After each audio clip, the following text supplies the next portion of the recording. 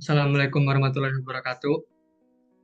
Kita akan mempresentasikan APPL tugas akhir dengan kelompok saya, Aziz Azmi Jai, dengan NIM 210018442, kemudian teman saya.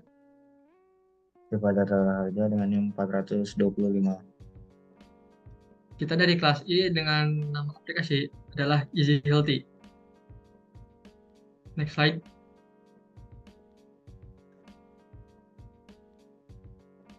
Di sini kita akan langsung ke tugas 2.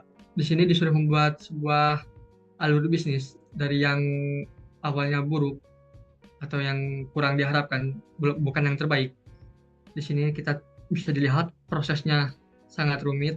Ada 3 aktor, yaitu apoteker, rumah sakit, dan owner.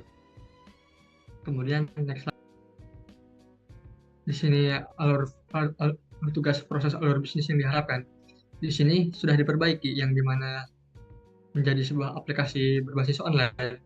Di sini ada 3 aktor, apoteker, kemudian aplikasi apoteknya, kemudian pelanggan. Di sini prosesnya sudah lebih mudah dan bisa gampang dimengerti. Jadi gampang untuk di maintenance untuk kedepannya. Okay, next. Di sini tugas 3 adalah membuat dokumen SRS. Di sini kita pertama-tama membahas kebutuhan fungsionalnya. Kebutuhan yang merujuk pada fungsi atau tugas spesifik yang dilakukan oleh sistem atau perangkat lunak. Di sini kita ada fungsi untuk reservasi dokter. Di sini ada 3 fungsi, ada 3 keutamaan. User dapat melihat daftar dokter yang tersedia beserta profil dan spesialisasi mereka. Kemudian user dapat mencari dokter berdasarkan kriteria. Kemudian user dapat melihat jadwal ketersediaan dokter untuk membuat janji temu. Kemudian ada juga fungsi untuk membeli obat. User dapat melihat daftar obat yang tersedia beserta informasinya. Kemudian user dapat mencari obat berdasarkan nama, jenis, atau kegunaan. Kemudian di sini ada kebutuhan sesuai user untuk akun pengguna. Pengguna dapat mendaftar dan membuat akun dengan menginputkan data pribadinya yang diperlukan. Pengguna dapat masuk ke akun mereka dan menggunakan email dan kata sandinya. Kemudian pengguna dapat mengelola profil mereka, termasuk kontak dan riwayat kesehatan. Kemudian pengguna dapat melihat riwayat reservasi dokter dan pembelian obat sebelumnya. Selanjutnya,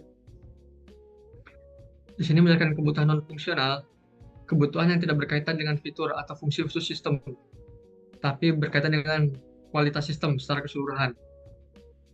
Di sini kita membahas keamanan. Di sini sangat wajib keamanannya. Sistem harus menggunakan mekanisme autentikasi yang kuat untuk melindungi informasi pengguna. Kemudian data pribadi dan medis pengguna harus disimpan dan ditransmisikan secara aman.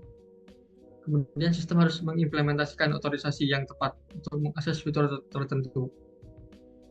Kemudian kinerja aplikasi. Aplikasi harus responsif, bisa digunakan oleh banyak user secara bersamaan. Kemudian waktu loading halaman atau respon tombol harus cepat. Kemudian ketiga ada ketersediaan. Sistem harus tersedia secara konsisten dengan waktu seperti 24 jam. Kemudian skalabilitas, sistem harus dapat mudah dikembangkan dan ditingkatkan untuk mengakomodasi pertumbuhan pengguna dan fitur baru. Selanjutnya, kebutuhan SLR 1, antarmuka user, antarmukanya harus dirancang dengan baik dan intuitif atau mudah digunakan oleh seluruh pengguna, baik yang tua maupun yang muda. Kemudian harus responsif untuk berbagai perangkat, termasuk ponsel atau desktop. Kemudian kepatuhan peraturan. Sistem harus mematuhi peraturan privasi dan keamanan data yang berlaku di wilayah atau negaranya. Kemudian keandalan. Sistem harus dapat menjaga integritas data dan mencegah kegagalan yang dapat menyebabkan kerugian bagi pengguna. Kemudian performanya sistem eksternal, aplikasi harus dapat berintegrasi dengan sistem pihak ketiga yang relevan, seperti sistem pembayaran dan sistem manajemen dokter. Oke, next. Di sini kita masuk ke tugas 4, di mana membuat diagram use case. Di sini ada 3 aktor, pasien, admin, dan apoteker. Di sini pasien, admin, dan apoteker bisa melakukan login. Kemudian pasien bisa membeli resep dan adminnya menyediakan resep. Kemudian pasien bisa mereservasi dokter. Kemudian pasien bisa melakukan pembayaran. Kemudian admin bisa melakukan cek data obat bersama apoteker. Kemudian admin melakukan hasil cek pembayaran yang dilakukan oleh pasien. Kemudian jika setelah dilakukan pembayaran, maka akan muncul laporannya. Laporannya akan masuk ke apoteker, dan jika hasil cek data obatnya habis, maka apoteker lanjut membeli obat. Oke, next. Tugas 5. Analisis kebutuhan pengguna. Pengguna ingin login aplikasi secara online. Tujuannya masuk ke dalam sistem. Sebuah proses untuk menyalakan sistem, aktornya user. Di sini kondisi awalnya akan memunculkan sebuah page login. Kemudian setelah isi form login, jika terdapat text box, di situ diisi password dan username misalnya. Kemudian mencocokkan data input dengan yang ada di database. Jika gagal, maka akan menampilkan pesan login gagal dan kembali ke awal form login. Terus kemudian akan memeriksa field kosong lagi. Jika cocok, jika input username dan passwordnya cocok, maka akan langsung masuk ke aplikasi atau menu utamanya. Oke, langsung next. Kemudian untuk misalnya user ingin konsultasi ke dokter secara online. Di sini aktornya user. Kondisi awalnya kita mencari list dokter yang ditampilkan. Aplikasi akan menampilkan list dokternya. Kemudian user memilih dokter. Kemudian sistem menampilkan harga yang perlu dibayar dan mencocokkan dengan jadwal dokter. Jika gagal, akan muncul teks kecocokan gagal dan menampilkan list dokter yang ada. Kemudian jika berhasil, bisa masuk ke menu live chat-nya dan bisa berkomunikasi dengan chat atau bahkan call, dan bisa saling terhubung. Oke, next. User ingin membeli obat secara online. Di sini setelah user melakukan login, sistem akan menampilkan ingin pilih ke reservasi dokter atau membeli obat. Kemudian jika user memilih membeli obat, akan menampilkan list obat dan user bisa memilih list obat yang ingin dibeli. Kemudian jika sudah dipilih, maka akan pencet selesai dan kemudian menampilkan harga pembeliannya. Terus kemudian bayar dan masukkan alamatnya jika ingin diantar. Jika gagal, maka akan muncul pilihan obat tidak ada, kemudian kembali lagi ke pilih obat, kemudian bisa memilih obat lagi yang lainnya.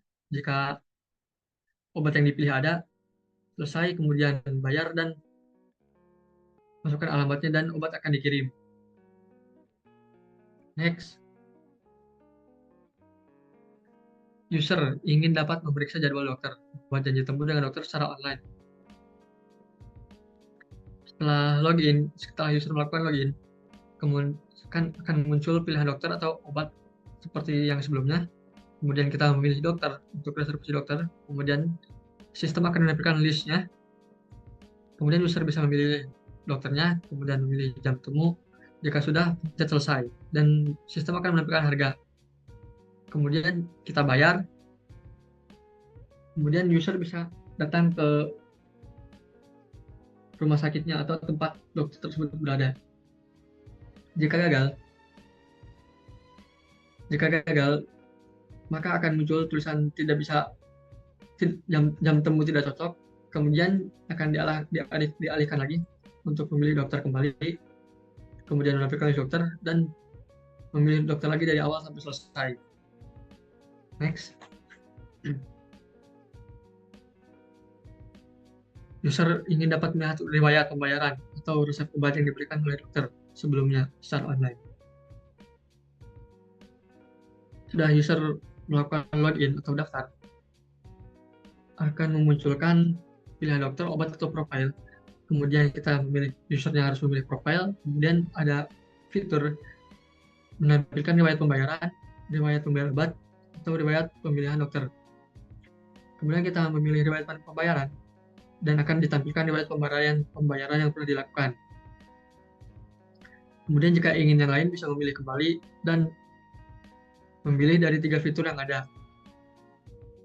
Jika gagal, maka hasilnya akan sama, kita dialihkan lagi ke awal terbukanya sebuah profil dan ditampilkan riwayat pembayaran, riwayat pembelian obat, dan riwayat pemilih dokter. Next.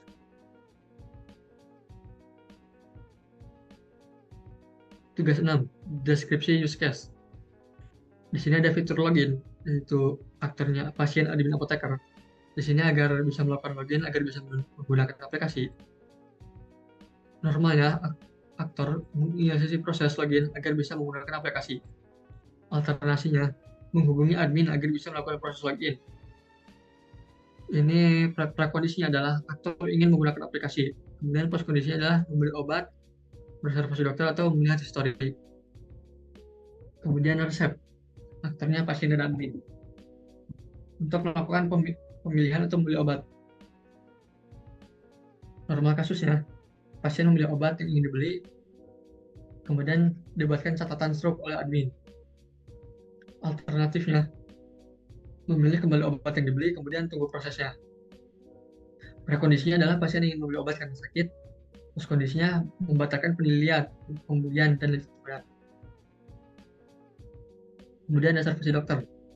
Untuk melakukan janji temu dengan dokter, aktornya pasien dan admin. Kasus normalnya, pasien membeli jadwal dari dokter yang diinginkan. Kemudian proses jadwal ditetapkan oleh admin. Alternatifnya, pasien mengajukan jadwal atau dokter lain, kemudian menunggu proses lagi. Prekondisinya adalah pasien ingin saran atau berobat karena tidak mengetahui penyakitnya. Postkondisinya adalah bisa membatalkan reservasi atau lanjutkan membayar. Asumsinya aplikasi bisa menghubungkan dua aktor. Kemudian cek data obat. Aktornya adalah admin. Kemudian untuk mengecek obat atau tidak setelah pasien memberikan resep obat. Normal kasusnya admin mengecek obat, kemudian memberikan harga obat dan pembayaran yang harus dilakukan. Kemudian alternatifnya, obat tidak ada yang akan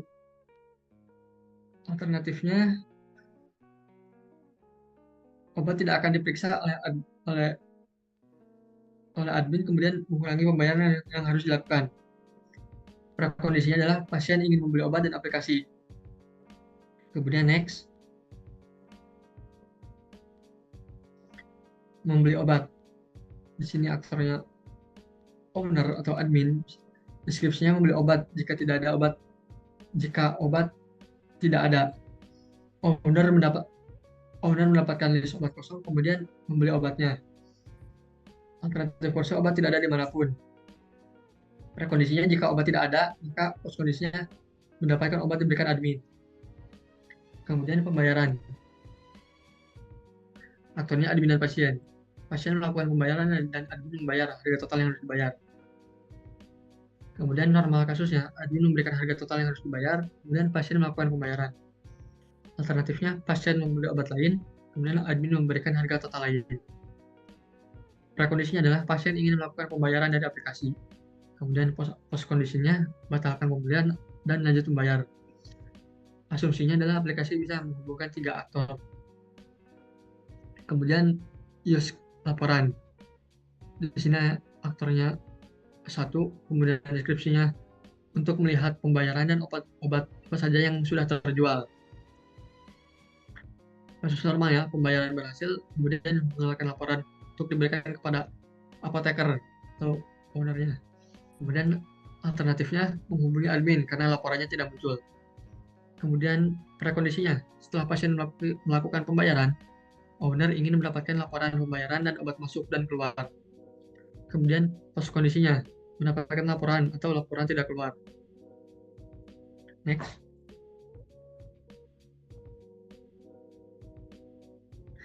Tugas 7, rancangan UI.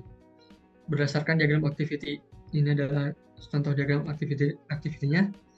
Ada 3 aktor, user, admin, dokter.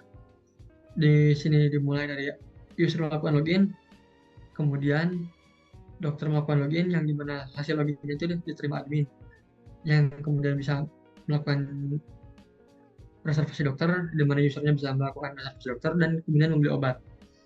Obatnya bisa secara online atau offline, kemudian melakukan pembayaran, informasi pembayaran, kemudian muncul laporannya dan menerima laporannya.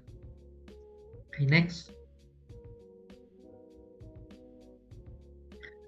Tugas 8, rancangan UI-nya. Di sini di sebelah kiri ada menu login, di mana ada text box berupa untuk mengisi username dan password. Kemudian jika username dan passwordnya berhasil, kita klik login dan muncul ke menu utama. Di menu utama kita terdapat di bagian header adalah nama user, kemudian halo selamat datang dan judul aplikasinya. Kemudian ada profile yang bisa dibuka, kemudian di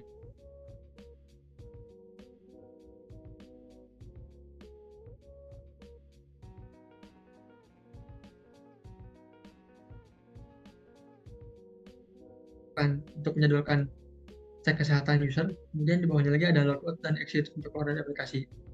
Oke, next.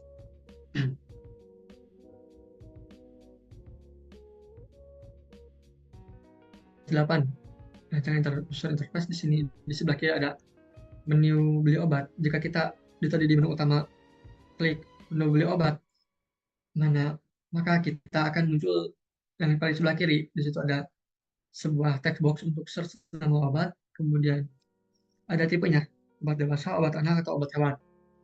Kemudian kita bisa memilihnya, kemudian masukkan ke troli. Jika sudah dimasukkan ke troli, maka kita akan pindah ke menu pembayarannya. Di situ akan muncul list obat yang dipesan, kemudian kita bisa menginput alamat, dan kita bisa memilih metode pembayaran. Jika sudah, maka kita klik selesai. Kemudian menu reservasi. Jika kita di menu utama memilih reservasi dokter, maka muncul text box untuk mencari nama dokter. Kemudian ada tiga tipe, dokter spesialis, dokter umum, dan dokter hewan. Kemudian kita bisa memilih dokternya.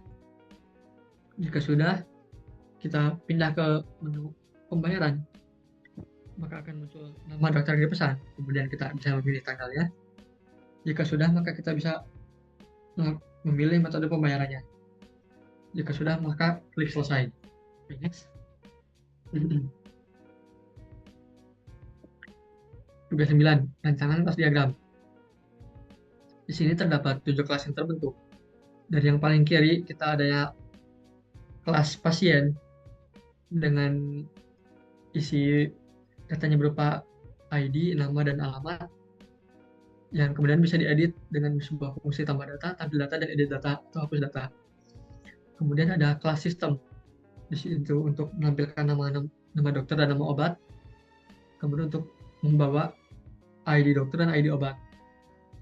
Kemudian ada juga kelas bond.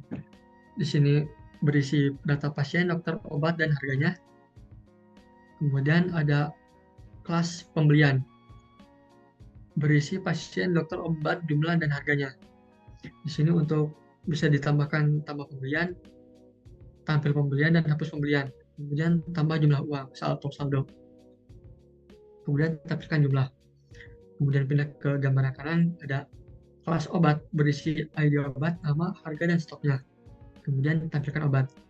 Kemudian di sebelah kanan ada dokter, kelas dokter berisi ID, nama, dan alamatnya. Kemudian di paling terakhir, paling bawah, ada kelas admin berisi ID, nama adminnya, dan alamat adminnya. Admin bisa melakukan fungsi tambah dokter, tambah obat, edit dokter, edit obat. Kemudian bisa melakukan hapus dokter dan obat juga. Kemudian next.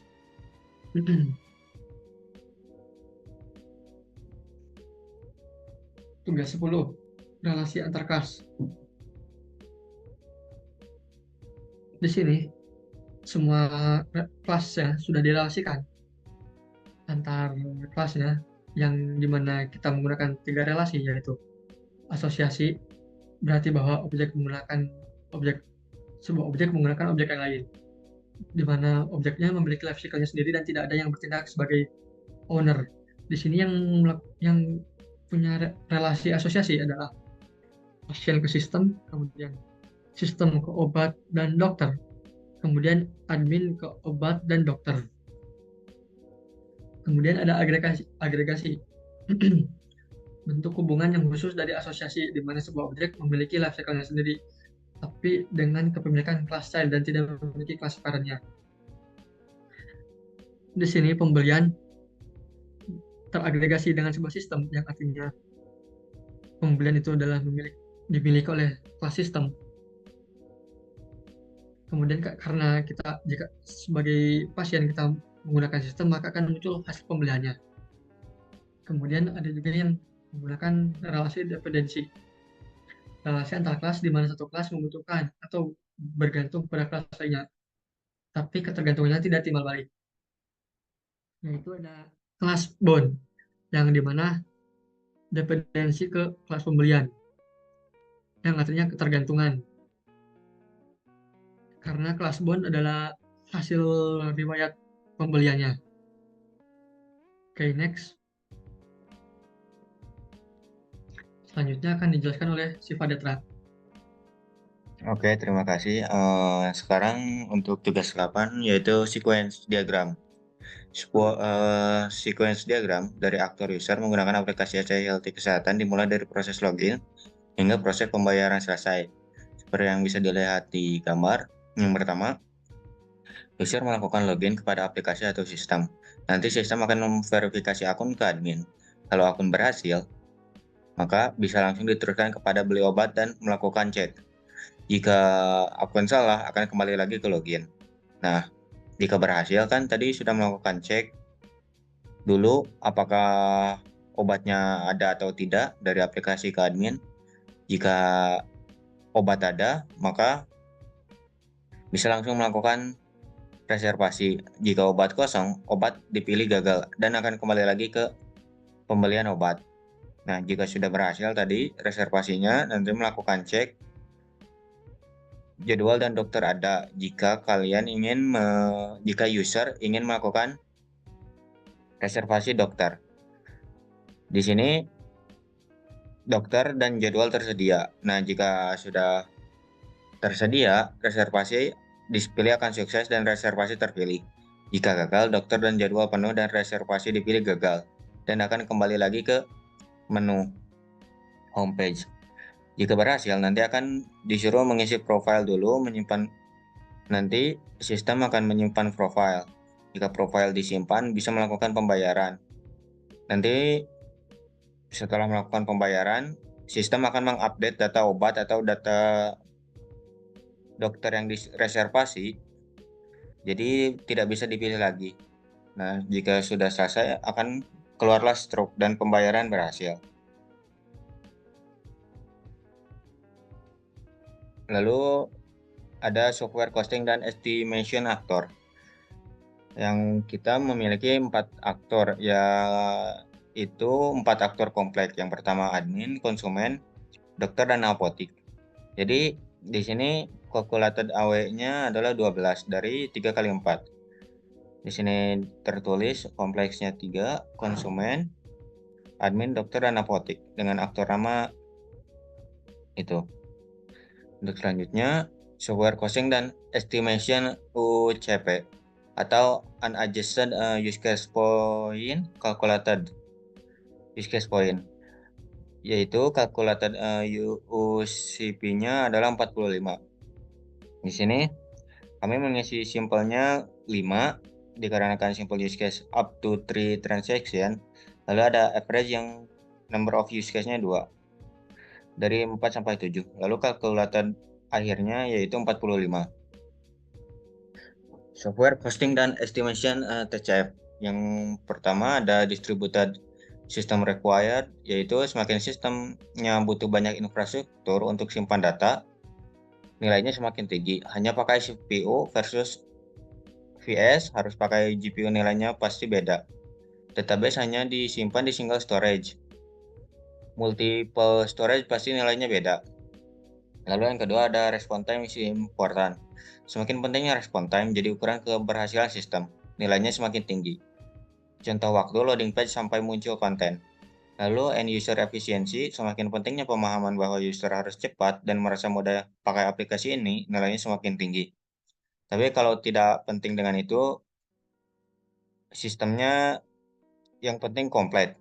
Lalu ada kompleks internal processing required. Semakin kompleks algoritma yang dipakai, nilainya semakin tinggi. Lalu ada reusable code must be a focus. Semakin sering source code dipakai berulang kali di banyak fungsi, nilainya semakin kecil. Lalu installation is, semakin usernya paham cara instalasi, misal sama orang IT, nilainya semakin rendah. Karena instalasinya, sistemnya terasa lebih mudah. Lalu ada usability, semakin penting nilai usability bagi kesuksesan sistem, nilainya semakin tinggi. Lalu ada cross-platform support, semakin banyak platform yang dibuat untuk sistem, nilainya semakin besar. Lalu ada easy to change, semakin sering sistem harus update atau version yang di masa depan, nilainya semakin tinggi.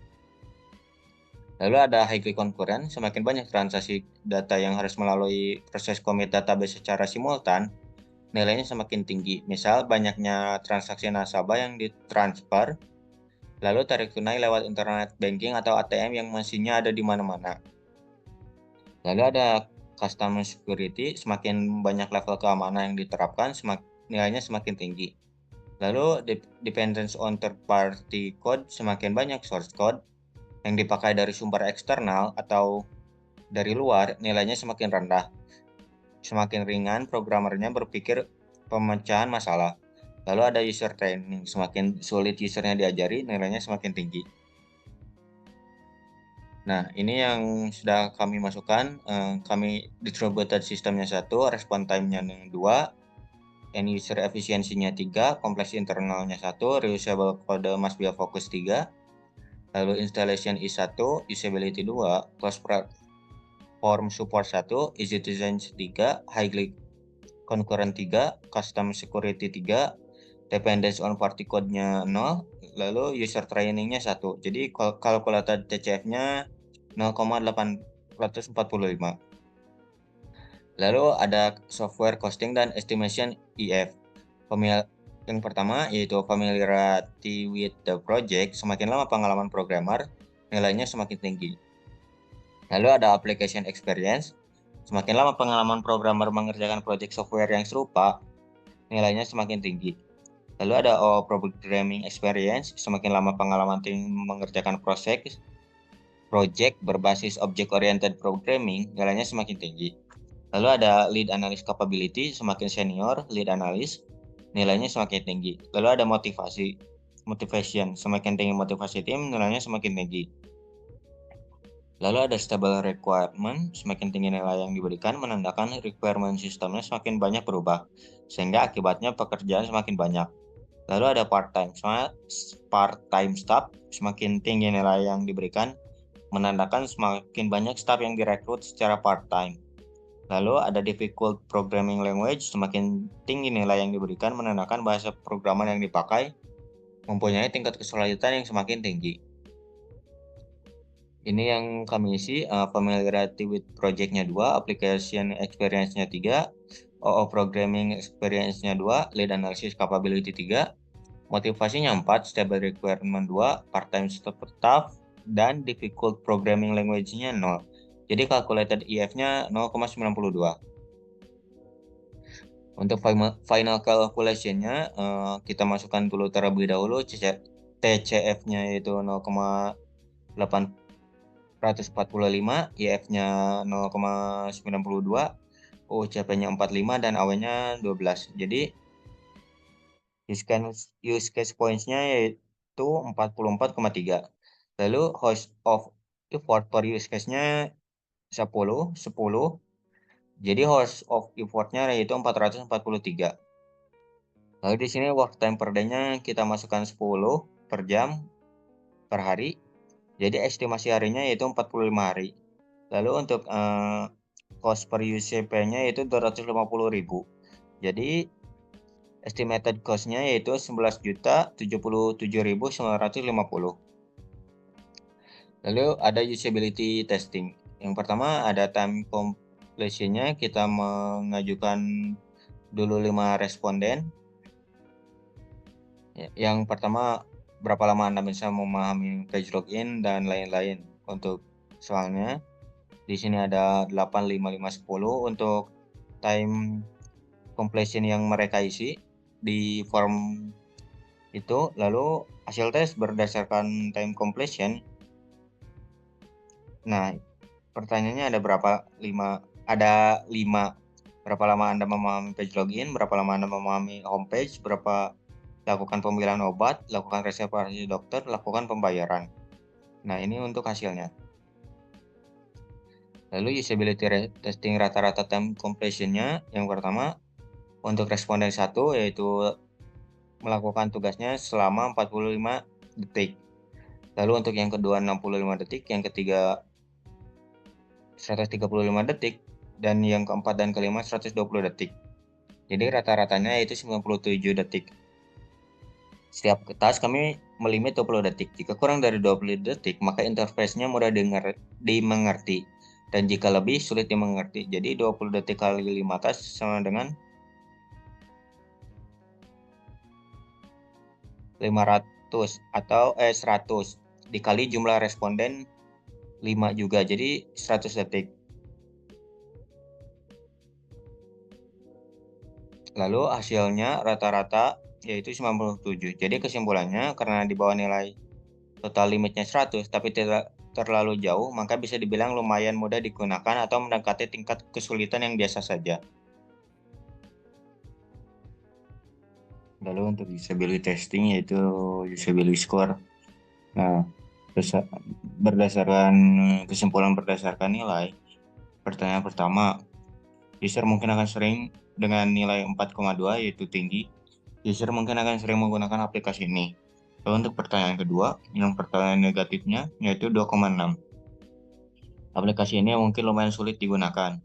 Lalu untuk pertanyaan 3 yang positifnya yaitu dengan nilai 4,2 jadi besar, user banyak berpikir aplikasi ini gampang digunakan. Lalu untuk pertanyaan 4 yang negatifnya dengan nilai 2,4, jadi hasilnya user tidak terlalu membutuhkan bantuan orang lain untuk menggunakan aplikasi ini.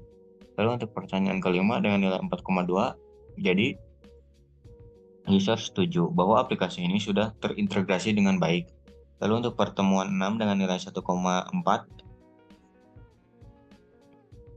yaitu user setuju tidak banyak ketidakkonsistenan di aplikasi ini. Lalu untuk pertanyaan 7 dengan nilai 4,2, ya user setuju bahwa user lainnya akan mudah belajar menggunakan aplikasi ini. Lalu untuk pertanyaan 8 dengan nilai 1,6, user setuju bahwa aplikasi ini tidak terlalu rumit. Lalu untuk pertanyaan 9, user sangat percaya diri bisa menggunakan aplikasi ini. Lalu untuk pertanyaan 10-nya dengan rata-rata